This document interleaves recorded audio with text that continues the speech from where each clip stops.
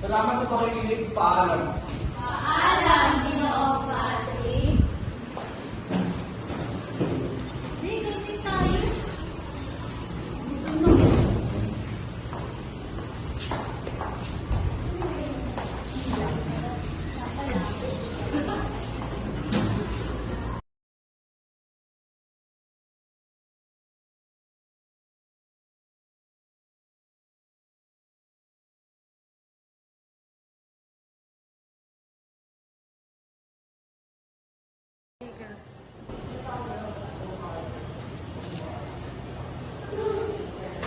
Bakla. Gusto ko ng hotdog tsaka juice. Bakla, choose wisely. Hindi sapat pera mo. Ako nga, okay na nga ako sa sesto eh.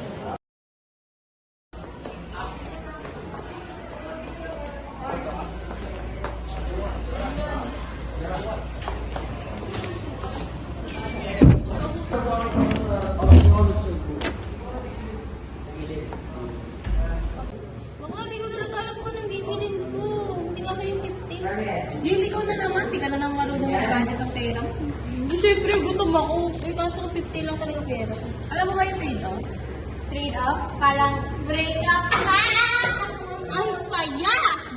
Hindi, no? Yung trade-off, parang pagpili mo sa isang bagay, kapalit ng isa pa. Kunyari, bibili ka ng hotdog, eh di goodbye juice.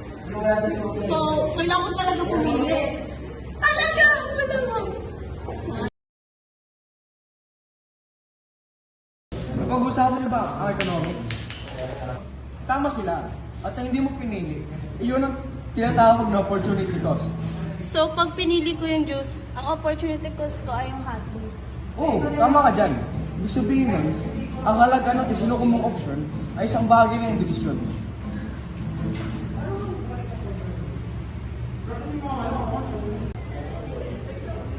Bakit kailangan natin mamili? Dahil may kakapusan? Oo nga, hindi naman unlimited ang pera natin. Sa economics, scarcity ang tawag kapag may limitadong yaman pero walang katapos ng kagustuhan. So, kahit nasa private school tayo, nakaka-expect tayo. Exactly.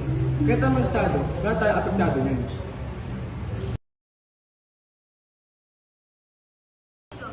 Oo, sige na nga, bayan. Kailangan ko ng energy sa klase. Ay ma'am, good morning po. Ano pong kanila? Wala ba hotdog? Meron po, ilan po? Isa lang. Ika lang. Ang trade-off, ito lang ang pagpili mo sa pagitan ng dalawang bagay. Ang opportunity cost naman, ito ang tumutukoy sa isinuko mong bagay. Ang kakapusan, ito ay totoo kahit saan. Ang economics ay buhay. Hindi lamang sa likod, kundi sa bawat desisyong ginagawa natin.